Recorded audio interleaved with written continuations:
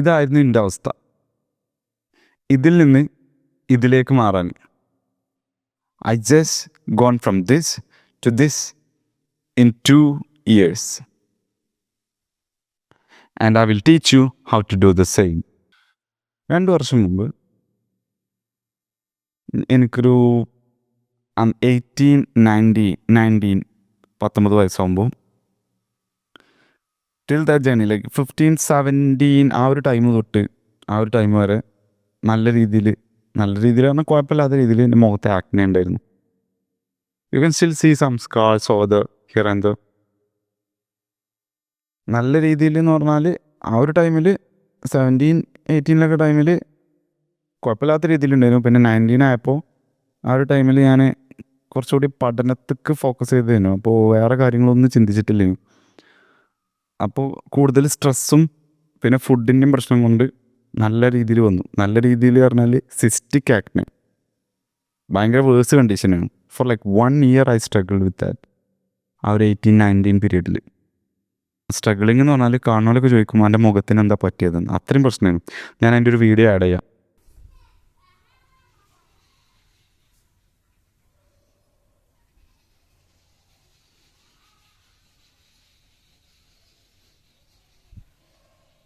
And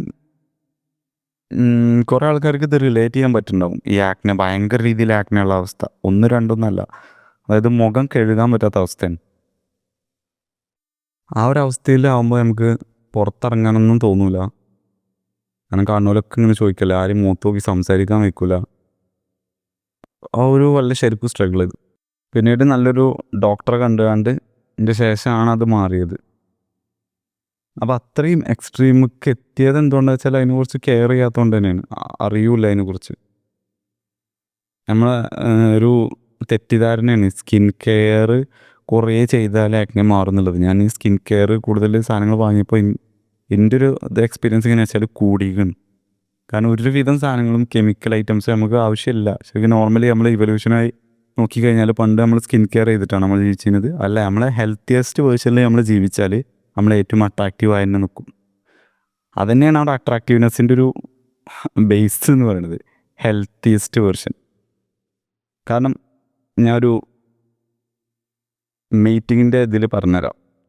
ഒരു ആണായിക്കോട്ടെ പെണ്ണായിക്കോട്ടെ, ഓരോ made ഓർക്ക് ഏറ്റവും കൂടുതൽ അട്രാക്റ്റീവായിട്ട് എപ്പോഴാണ് തോന്നുക? ഓരോ ഓപ്പോസിറ്റ് സെക്സ്. ഓരോ മൈൻഡ് എന്താ നോക്കുക? ഇത് എനിക്ക് ചൂസ് ചെയ്യാൻ പറ്റുന്ന ഒരു പാർട്ട്ണറാണോ എന്നല്ല ഇങ്ങനെ നോക്കുക. ഓലെ ഏറ്റവും കൂടുതൽ ഹെൽത്തി ആണോ എന്നാണ് നോക്കുക. സ്ട്രോങ്, ഹെൽത്തി, എങ്ങനെ ആയിക്കോട്ടെ, ആണെങ്കിൽ സ്ട്രോങ്, അങ്ങനെ ആയിക്കോട്ടെ, ഹെൽത്തിയസ്റ്റ് വേർഷൻ. അപ്പോൾ ആ ഒരു ഹെൽത്തിയെ സൂചിപ്പിക്കുന്ന സംഭവം തന്നെയാണ് ഈ അട്രാക്റ്റീവ്നെസ്. നല്ല ഹെയർ, നല്ല ബോഡി, നല്ല ഫേസ്, നല്ല സ്കിന്ന്, അതിനെയാണ് അട്രാക്റ്റീവ്നെസ്.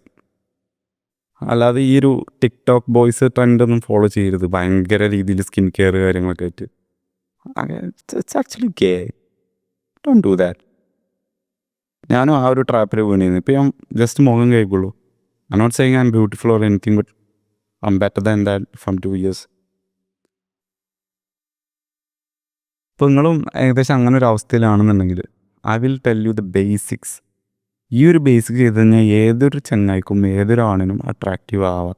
കുറേ ആൾക്കാരുടെ വിചാരമുണ്ട്, അതായത് നമ്മൾ ഇപ്പോൾ നിൽക്കുന്ന സ്റ്റേജ് നമ്മളൊരു ഭയങ്കര അഗ്ലി ആണെന്നുണ്ടെങ്കിലും പിന്നീട് നമുക്ക് ഇമ്പ്രൂവ് ചെയ്യാൻ പറ്റൂല എന്നാണ് പല ആൾക്കാരുടെ വിചാരം. നമ്മളെങ്ങനെയാണോ അതേപോലെ തന്നെ ആയിരിക്കും എന്നുള്ളത്.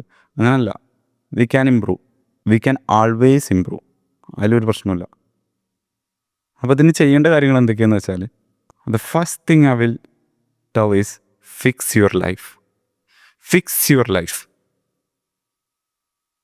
ഉറക്കം, food, physical activity, these are the basics. അതെങ്ങനെയാണ് ഷെഡ്യൂൾ ചെയ്യാൻ ഞാൻ പറഞ്ഞുതരാം. ഫുഡ്, ആക്നെ ട്രിഗർ ചെയ്യാത്ത ഫുഡുകൾ മാക്സിമം കഴിക്കുക. അപ്പോൾ എങ്ങനെ കഴിക്കുക? അൺപ്രോസസ്ഡ് ആയിട്ടുള്ള സാധനങ്ങൾ മാക്സിമം നോക്കുക. ഈ ബ്രെഡ് അല്ലെങ്കിൽ ബെന്ന്, ബിസ്ക്കറ്റുകൾ, ഇങ്ങനത്തെ ഫാസ്റ്റ് ഡൈജസ്റ്റിങ് സാധനങ്ങളുണ്ടാവും.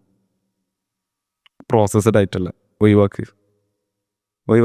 സോഡ വാട്ടറുകൾ, സീഡ് ഓയിലിൽ പൊരിച്ച സംഭവങ്ങളില്ലേ, സൺഫ്ലവർ ഓയിലൊക്കെ പൊരിച്ച് നിങ്ങൾ കഴിക്കുന്ന ഫ്രഞ്ച് ഫ്രൈസ്, KFC, ഇങ്ങനത്തെ സാധനങ്ങളുണ്ടല്ലോ, ബ്രോസ്റ്റൊക്കെ, ഒഴിവാക്ക്.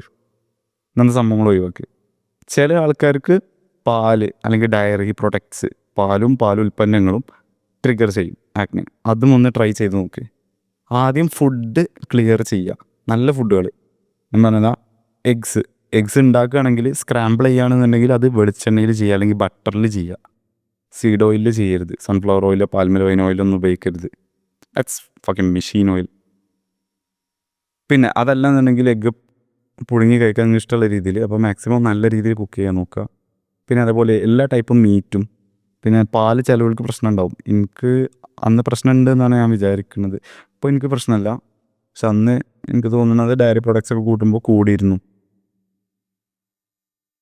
ഇതൊക്കെ ഞാൻ പറയണത് ആ ഒരു സ്റ്റാർട്ടിങ് ടു മീഡിയം സ്റ്റേജ് വരെ ആക്നെൻ്റെ. നല്ല ഫുഡുകൾ, എല്ലാ ടൈപ്പ് മീറ്റുകളും പിന്നെ ഫ്രൂട്ട്സ് അങ്ങനത്തെ സംഭവങ്ങൾ കഴിക്കുക. ഇപ്പോൾ കഴിക്കുകയാണെങ്കിൽ നിങ്ങൾക്ക് കാർബോഹൈഡ്രേറ്റ്സ് നിങ്ങൾ കഴിക്കുകയാണെങ്കിലൊക്കെ നല്ല കാർബ് ചൂസ് ചെയ്യുക. ഓക്കെ.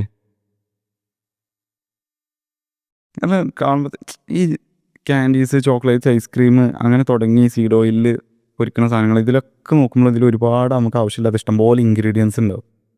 പേരും കൂടി വായിക്കാൻ കിട്ടില്ല. ഓരോ റെഗുലേറ്ററും എന്താ പറയുക എമുൾസിഫയർ അങ്ങനെ കുറേ സാധനങ്ങൾ ഉണ്ടാവും ഓരോ നമ്പറിലേക്ക് എഴുതിയുണ്ട്. അപ്പോൾ ഇങ്ങനത്തെ ഒന്നും ഇല്ലാതെ നമ്മൾ മാക്സിമം വീട്ടിലുണ്ടാക്കുന്ന സിംഗിൾ ഇൻഗ്രീഡിയൻറ്റ് സാധനങ്ങളുണ്ടല്ലോ, അത് കൂടുതൽ കഴിക്കുക. മറ്റൊക്കെ കട്ട് ചെയ്യുക. പിന്നെ നിങ്ങൾ ഒരു 3 മാസമെങ്കിലും നിങ്ങൾക്ക് സമയം കൊടുക്കണം ഇത് കുറയുണ്ടോ നോക്കാൻ. എന്നിട്ട് ഡോക്ടറെ കാണാൻ മതി. എന്നിട്ട് ഡോക്ടറെ കാണണം. അപ്പോൾ ഒരു ടിപ്പ് അതാണ്. രണ്ടാമത്തെ ടിപ്പ് പറയുന്നത് ഉറക്കം ശരിയാക്കുക. ഉറക്കം ശരിയാക്കുക എന്ന് പറയുമ്പോൾ ഇപ്പോൾ സംഭവിക്കുന്നത് കൂടുതൽ ആൾക്കാരും ഉറക്കത്തിന് ഫോക്കസ് ചെയ്യുന്നില്ല. ഉറക്കം ഇതിലൊരു പ്രധാന ഘടകമാണ്. നമ്മൾ ശരീരത്തിന് ഹീല് ചെയ്യണമെങ്കിൽ എന്താ പറയുക, ഉറക്കം ഒരു സൂപ്പർ പവറാണ്.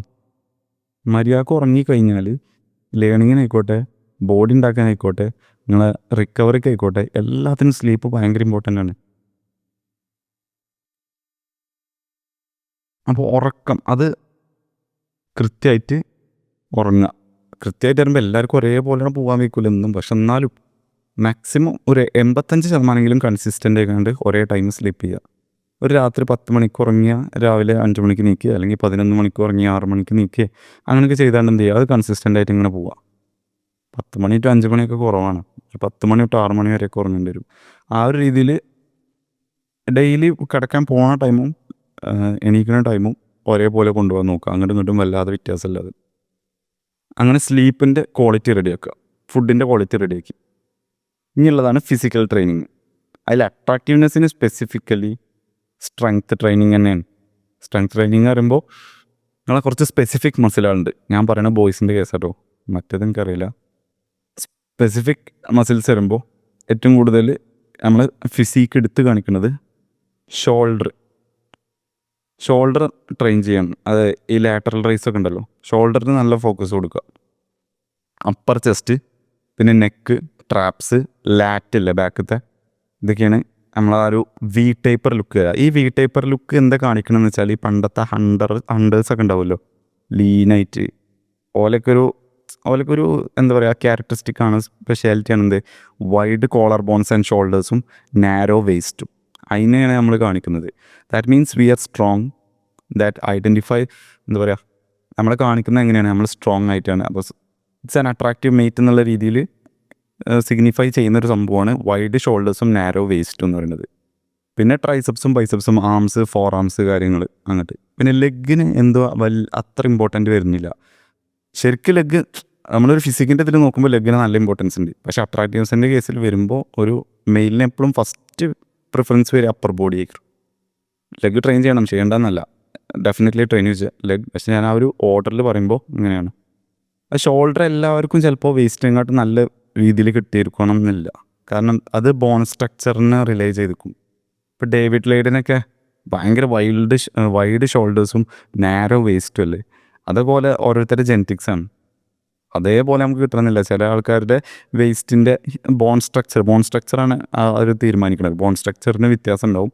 ചിലപ്പോൾ കുറച്ച് നാരോ ആയി വേസ്റ്റ്, പിന്നെ ഏകദേശം ഒപ്പമായിരിക്കും ഷോൾഡേഴ്സ്. പക്ഷെ മാക്സിമം എന്ത് ചെയ്യുക, ഷോൾഡേഴ്സ് നല്ല രീതിയിൽ ബിൽഡ് ചെയ്യാൻ നോക്കുക. മാക്സിമം ഫാറ്റ് കട്ട് ചെയ്യുക. എപ്പോഴും ലീനായിട്ട് നടക്കാൻ നോക്കുക. അട്രാക്റ്റീവ്നെസ്സിന് ഞാൻ പറയുന്നത് ബോഡി ബിൽഡിങ് അഡ്വൈസ് അല്ല കേട്ടോ. ലീനായിട്ടൊരു 10-12 12% ബോഡി ഫാറ്റ് അറൗണ്ട് ആ ഒരു ഇതിലൊക്കെ നടക്കുക.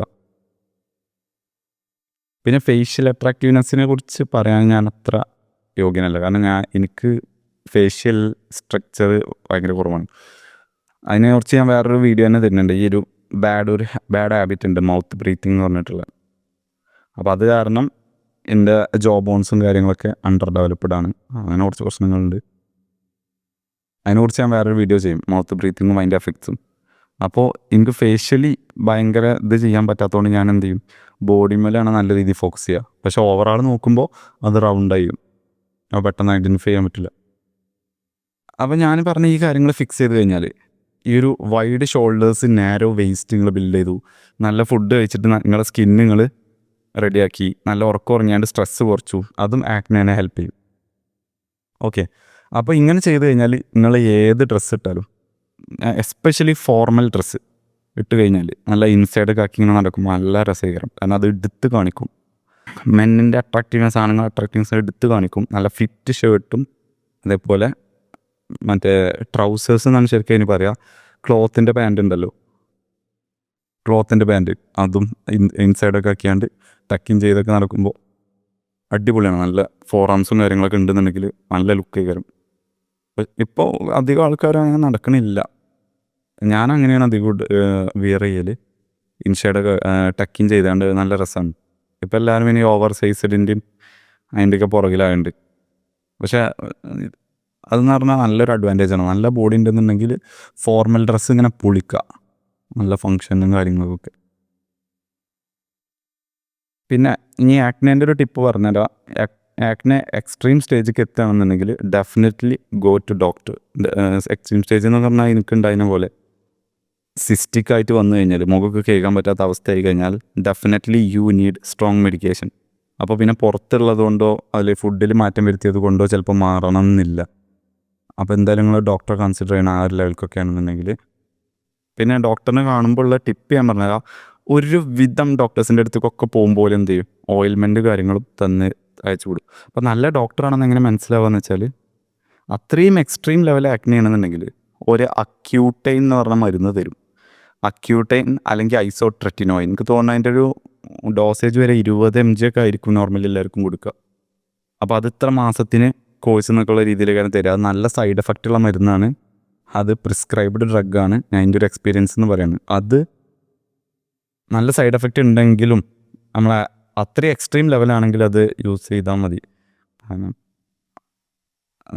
നല്ല സൈഡ് എഫക്റ്റ് ഉണ്ടെങ്കിലും ആക്നെ മാറും, പക്ഷേ നമ്മളെ ചുണ്ടൊക്കെ ഡ്രൈ ആവും, നമുക്ക് കുറച്ച് പെയിനും കാര്യങ്ങളും അങ്ങനത്തെ കുറേ പ്രശ്നങ്ങളുണ്ടായിരുന്നു. ഈവൻ ലേഡീസിന് എനിക്ക് തോന്നുന്നത് ആ ഒരു ടൈമിൽ അത് എടുക്കാൻ പാടില്ല, പ്രഗ്നൻസി ടൈമിലോ അങ്ങനത്തെ ടൈമിലൊന്നും എടുക്കാൻ പാടില്ല, അത്രയും ഡേഞ്ചറാണിത്.